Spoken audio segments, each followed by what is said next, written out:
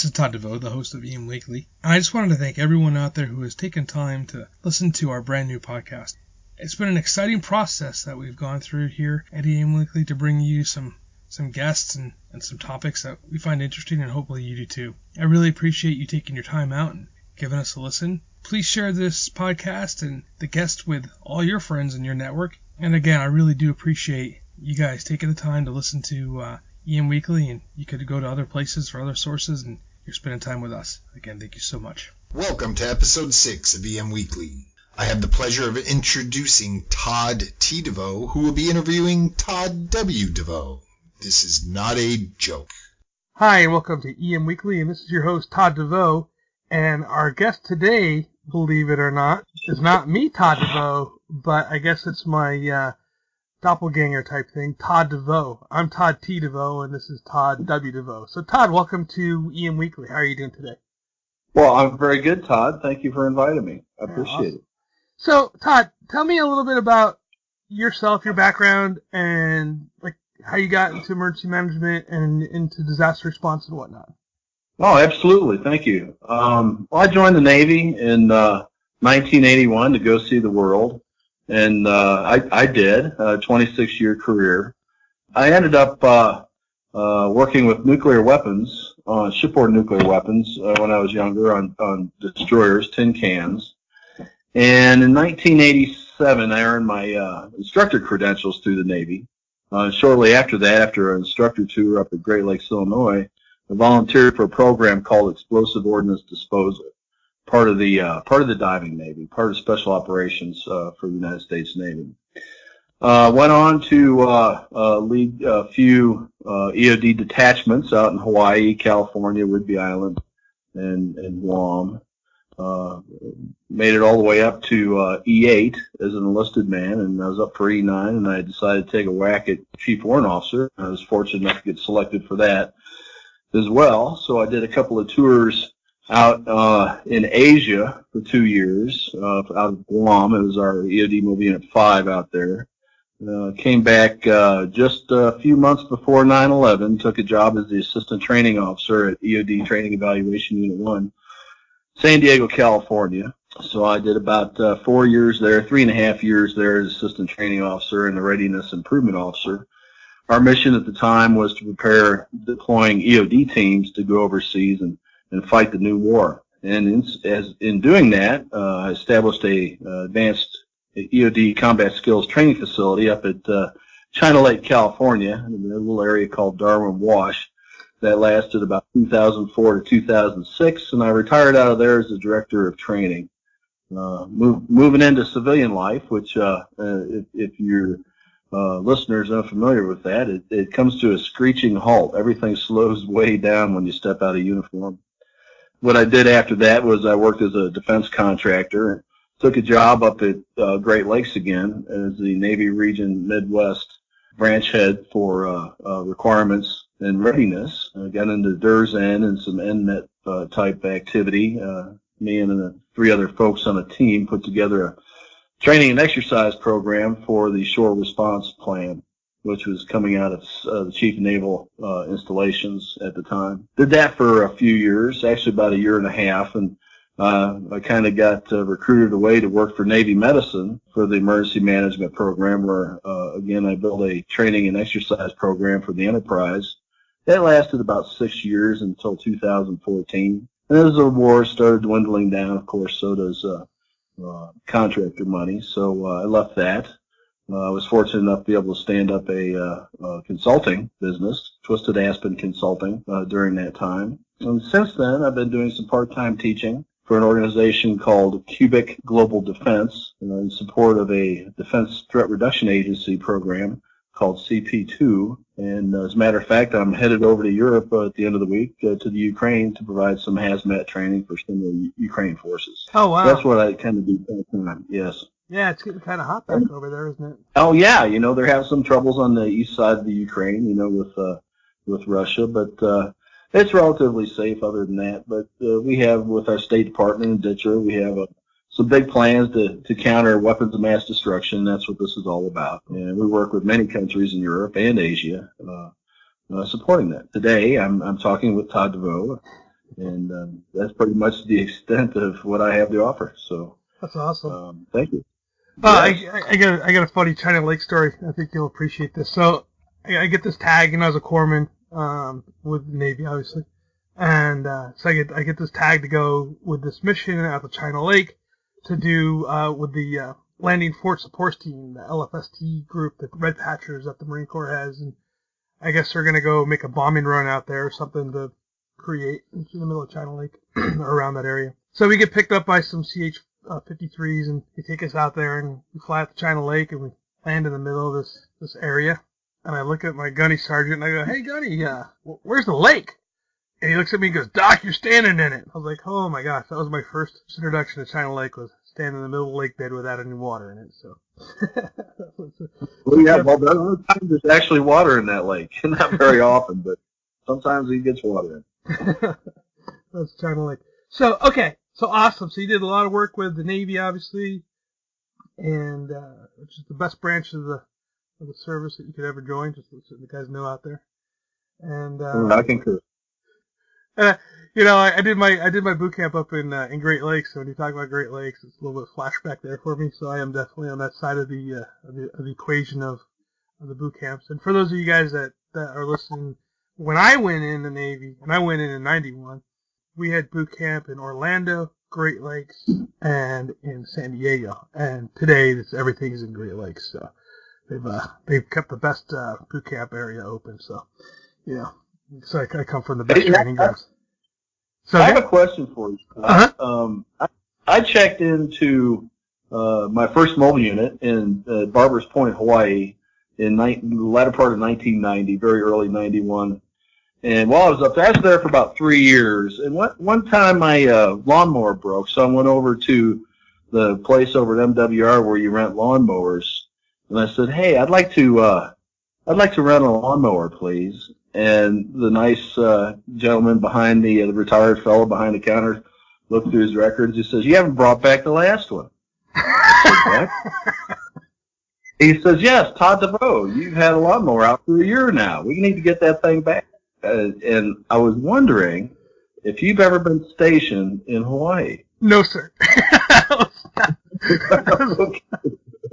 Hey, so evidently there's another Todd DeVoe out there with a new lawnmower. Well, it's funny. My brother was in the Air Force. He gets pulled into the office by his CO, and he goes, "Hey, you haven't paid your child support." My brother's 18 years old. He's like, I don't even have any kids, So they had another Richard DeVoe running around, not paying his child support, and they brought my poor brother in. Gonna make him pay some dude's babies, So yeah, everybody's really wondering there for a few minutes. He's like, what? Oh man! So Twisted Aspen, how did you get Twisted? I have to ask this question because I read your company profile and I saw Twisted Aspen on there. I was like, how did you get that name? I'm asked that quite a bit. The last part of the contract I was working on with Navy Medicine, the contract actually went from a company I was working for called Camberg, the Camberg Corporation. And when the contract lapsed, I was taken on by another company called Native Hawaiian Veterans.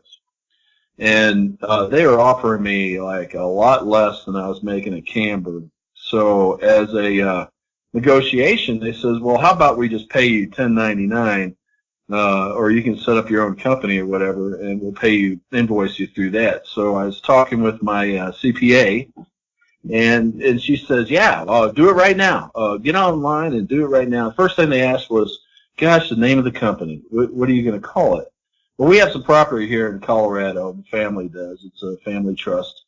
It's down in Custer County, whopping 4,000 people in the whole county. It's very beautiful. I'm talking about Sangre de Cristo mountain range, and we call that the Twisted Aspen Ranch. Okay. So just off the top of my head, I says, well, let's call it Twisted Aspen Consultant. And that's how I got the name. And I get asked that quite a bit, believe it or not. Well, that's cool. And just for a side note, too, I know that you do some woodworking, and your woodworking is called Twisted Aspen, too, so that's kind of neat that you're able to tie them both in. So yeah, it's kind of like everything I do has a twist to it. That is really cool. So So we brought you on board here today because, obviously in the world of emergency management, we're always ups and downs with our stuff. But one thing that's always constant is training. Because we're always training for the big one out here in California, which would be the earthquake. And, we're always training for the big hurricane in the south and the southwest and the tornadoes in the Midwest and whatnot. So, I said tornado, I said hurricane in the southwest. I meant in the south of the southeast. And so so training and exercises. Tell me a little bit about how you go about in developing your training and exercises for municipalities or states or for whatever contract that you bring up. What is the process that you go through? Well, I could talk for days on that topic, but in a macro sense, the first thing I do is, of course, identify the requirements. What's the need? What's the mission? What is it that you're really supposed to be doing? And when you work with learning and development, or we call it training and exercises in the military, that's really key, because once you know what the requirements are and you have a good idea of your desired end state, it seems like everything else just kind of falls in line. Well, how do we get there? How do we get there? Of course, you'll have some milestones in the middle to achieve on the way, but those are two very, very key things. And the military has done something very, very wonderful, much more inclusive than what I found in our civilian counterparts. We work off of what's called a J medal. And J medal is a Joint Mission Essential Task List. And that's the overarching governing directive that we have. And it's broken down the other services, like you have an N medal for the Navy, and the Army has their version. Of course, the Air Force does too.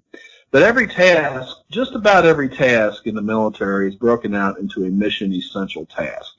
And those are communicated through standards, conditions, and measures. You have a standard to meet, and the conditions are the influences, like maybe you're operating at nighttime or in inclement weather, cold or hot weather, desert, jungle, so on and so forth. And you have your measures of how well you can do it. We use those as the baseline when we're developing a training plan for anybody. And I found with the requirements, identifying the requirements, like I mentioned a little while ago, can be brought over in any aspect of your life, even personal. Maybe you're changing something around your home or something in your lifestyle. Understanding the requirements and where you want to be really helps out. And I think it's although it can look complicated and daunting at times, those 2 points are huge in getting started in any training and exercise or learning and development program, I believe. Yeah, that is essential for sure with the requirements. And I know that here we have done some training with specifically with doing the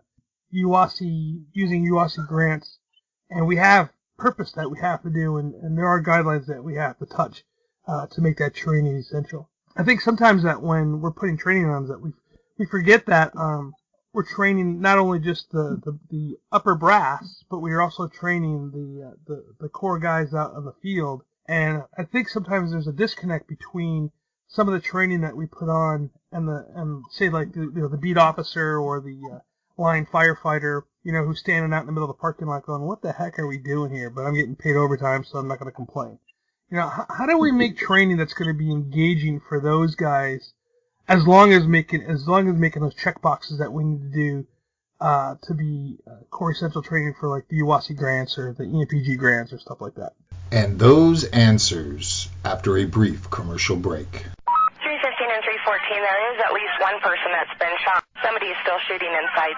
453, I have a party shot here. I need rescue hot. Are you ready for the unthinkable? Call our friends at High Speed TACMed. They provide custom emergency planning and training that saves lives. With years of experience in law enforcement, search and rescue, responding to and managing large-scale incidents, HSTM will evaluate and prepare written plans, training sessions, drills, and debriefs, leaving you with the necessary tools and experience that can save lives. Call HSTM today to discuss your specific needs, and the staff of High Speed TACMed will help ensure that you're ready and are in complete compliance. Call High Speed TACMed today, 805-419-0024. Again, that's 805-419-0024. The friendly staff at HSTM is standing by. Bringing out bodies now. Get someone to the back as soon as you can. Rescue personnel, I got at least 3 to 7 hits.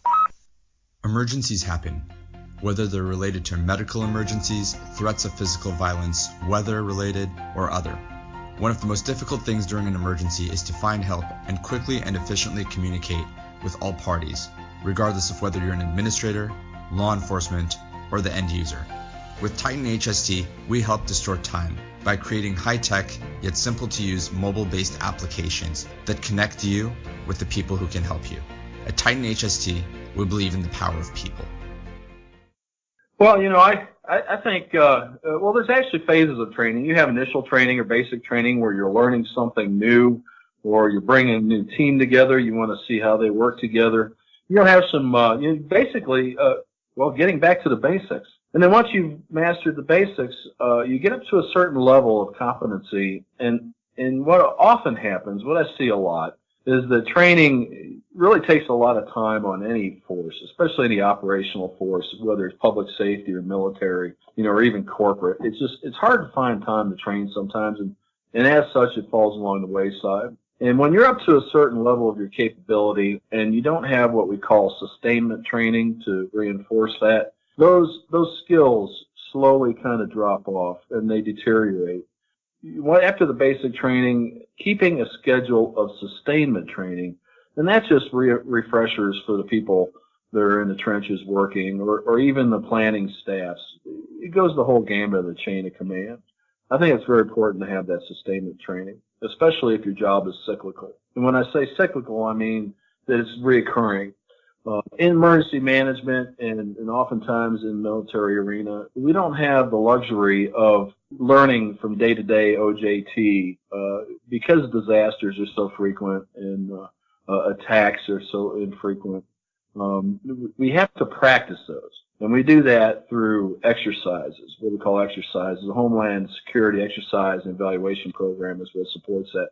That's a standard that pretty much everybody in the country works under today, even military and civilian, right, or local government. So if you can plan around your basic and sustainment training, and once you've gone through the gambit of what your training plan has to offer, readjust your documents as you need to, your doctrine, your instructions, the guides that help you, your SOPs, and start over again. Because those routines that you build, even though some people may say, gosh, I'm bored of this, I know it real well, I can do this in my sleep, well, that's really where you want to be, especially when what I believe is when you're working with situations that don't routinely happen.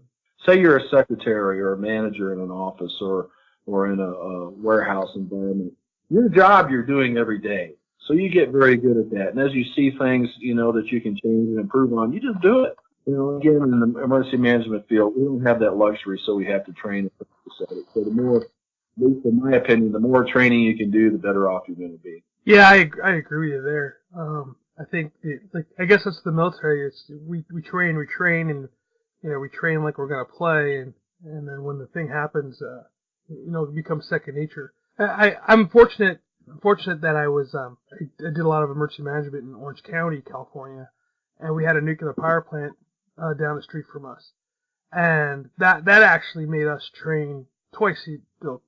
Every 2 years we were graded by FEMA on how the county reacted to the potential nuclear meltdown or whatever, and so that made us. We did a training every year based upon this. So one year was a non-graded exercise, the next year was graded, and we actually helped out as well with Diablo Canyon nuclear power station up in San Luis Obispo. Some of us would go up there and help out with evaluation and whatnot. But what that did for the county is it kept everybody on their toes, and I think that's why Orange County does the wildland fires and floods and those other disasters pretty easy. So outside of that, how do you recommend having like a year out, a 2 year out, 3 year out, 5 year plan for your training exercises, or do you see something just to be? I mean, what would you recommend for a plan that way, or how do you recommend setting up your training schedule? Well, I think ideally that's 3 years is kind of the model. In HCEP they talk about a 3-year training plan, and in my experience, gosh, I've been doing training for many years. 3 years is kind of like that golden number. You're going to have new people coming in as people move to other jobs or retire or move on. So you get in that cycle, and 3 years just happens to work well, you know. And again, as a standard across the nation, it's easy for your training plan to dovetail into someone else's in the industry. Yeah, I agree there too. We do a lot of joint training. I mean, when I was at doing stuff inside Orange County, we did a lot of joint training because we're such a small county. There's only 34 cities, jurisdictions that way, and not including the school districts and water districts and whatnot, but 34 jurisdictions. LA County, 88 cities, so it's much larger. I don't think I've ever heard of LA County doing training with every single city being involved. They may have. I might be speaking wrongly here. But do you see more regional training being the way to go, or do you still think it should be individual jurisdictions training, or, you know, because I know for sure that in Orange County we do a lot of stuff regionally, and even our responses are regional. I was unfortunate that I was involved in a mass shooting, and we had, I want to say within 3 minutes of the shooting, I think 4 jurisdictions were there within that time period. You know, so we have to play that way because we're so small as far as cities close together. What do you think about that as far as all regional training based first on individual training? Well, you know, when you're looking at individual training and small unit training, whether you're in the fire department, police department, emergency management staff, or the emergency operations center, whatever, law enforcement, it's really critical that you know your basic skills. So in the sustainment training, you really need a piece that's going to give the individual that, how he or she operates with their own equipment. And then, of course, within the team environment. But you can't lose sight of the fact that you really need to train with your strategic partners as well, especially if your emergency management plans or your EAPs, you know, include other jurisdictions for, for the event of a crisis. It's really critical that you work together ahead of time in whatever capacity you can, but ideally practicing what your major concerns are out in the area that you're in. So I wouldn't give specific weight to either of them, other than that they both are very important. If you've ever been to a conference and you've been in maybe an area for a little while, and gosh, you look across the room and say, hey, there's Bob from that other organization. I haven't seen him all year. I'm going to go say hi, you know, and then you have a little discussion. There's a lot of value to be said of that when you show up to a real crisis and Bob's there and you've already worked with Bob. You know how he thinks. You know how he works. So that strategic part is very, very important, as well as the basic training for the individual in the smaller units, I believe. Yeah, I'm there with you as well. I really do believe in making those partnerships. You know, the saying is you never want to trade business cards in the middle of a disaster. You know, so that's the little mantra I always stick with. Big question here. I got two of them. One is, I like to ask emergency managers and people in our industry, what do you think your purpose is, which means your top 3 things that you think are important to you in the field of emergency management? Well, that's a great question, Todd. I think my core has 3 very good ones, and the one I'm going to talk about first is learning. I consider myself a lifelong learner. When I got out of the Navy, I took advantage of the GI Bill and ended up with a graduate degree in Homeland Security, and that's great. But gosh, it doesn't stop there. I like every day to pick up trade magazines and articles. I'm a little bit older, so my sleep habits are a little different. I get up quite early, and I spend my time on learning new things, and not just in this field either. Things that really are dear to me, but very critical in our field is to continuously learn the new things that are coming out. Readdress, go back and revisit the old things. Keep your basics sharp too. So for me, learning is huge, and it can be done very comfortably. I know some learning environments I've been in the past maybe weren't run very well, or weren't thought out very well, or planned very well, and it was kind of uncomfortable. So, you know, making a learning environment as comfortable as possible really, I think, adds a lot of value to it. Secondly, I think planning. Planning is critical, and I think most of us have heard that old adage, you know, plans are great till the first shot's fired, then everything changes. But boy, you really can't get around planning.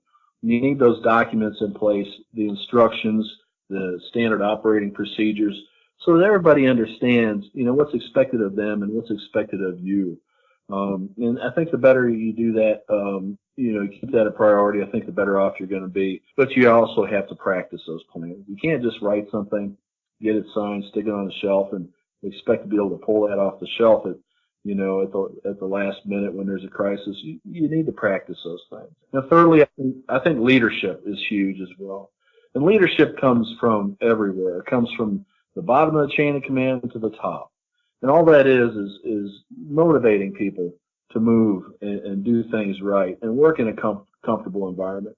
If people are afraid of making a mistake and, getting chastised for it, gosh, that's the things we do in practice and training so that we don't make mistakes in the real crisis. But, good leadership will prevent a lot of that and really, create an environment, an atmosphere that has a lot of value to training, everyday life, as well as, crisis. So, I think that's the three areas that really are important to me. That's some really good stuff. Learning, planning, and leadership. I like that a lot. And I kind of agree with you on those areas, man. That's, if you can master those three things, you'd be a lifelong learner. You're going to be great in this field. Okay, so last question, and you kind of segued for me. What's the best book that you've read or that you like or that you would give away to somebody, say, new in the field, either on leadership or emergency management? Oh, you know what? I'm looking right at it. It's on my bookshelf. Give me just a second. It's a handbook for emergency management. You can Google that. The Handbook for Emergency Management is a well-known book. And I think they're on like the 14th revision, if I'm not mistaken. But McGraw-Hill Homeland Security Handbook. It's real thick. It's a hard copy one I have as part of my graduate studies. But when you're talking about Homeland Security, that's an umbrella over everybody. That's military, law enforcement, public security, fire department, local, volunteer firemen. Everybody's governed by that, and it's really written very well. And anybody in the industry will have a section in here that covers them, and it's really good value. It's dog-eared. I have it open all the time. Again, that's McGraw-Hill Homeland Security Handbook. Awesome. And I actually have that book too. Yeah. I think you'll agree if you've been around the field long enough. It's that's one you got to have on the shelf. That's for sure. Yeah, definitely. Well, that was a good question. Thanks.